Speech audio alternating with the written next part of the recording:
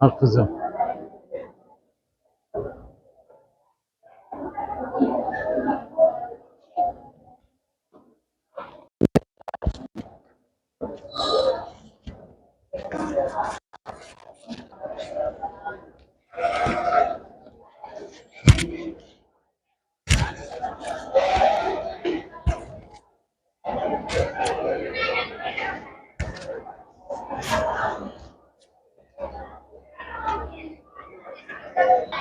Bismillah, elhamdülillah ve salatu ve selamu ala Resulillah.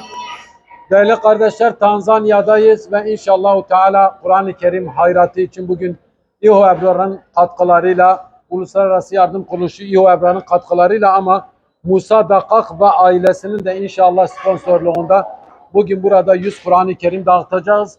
Sadece Musa Dakak ve ailesi değil, diğer kardeşlerimiz için de inşallah Kur'an-ı Kerimler dağıtacağız. Şimdi önce Musa Dakak ve ailesi için inşallah Kur'an-ı Kerimlerimizi dağıtıp kendileri için inşallah bir dua da edeceğiz.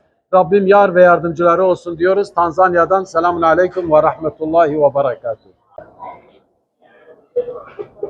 Evet değerli kardeşler, Kur'an-ı Kerimlerimizi dağıttık. Abdülmenap ve Zinet Deniz ailesi adına. Şanı Yüce Rabbim ne müşkülatları ne ihtiyaçları varsa gidersin inşallah. Şimdi küçük kardeşimiz onlar için bir dua etsin. Bismillah. Bismillahirrahmanirrahim. Elhamdülillahi Rabbil alemin. Amin. Esselatu vesselamu ala Resulillahi sallallahu aleyhi ve sellem. Amin. Rabbena teqabbel minna inneke entes semi'ul alim. Amin. Ve tub aleyna ya Mevlana inneke entet tevvabur rahim. Amin. Rabbena atina fid dunya hasene Amin. ve fil ahireti hasene Amin. ve qina azaben nar Amin. qina azabel kabr. Amin. Ya latif lem yezel.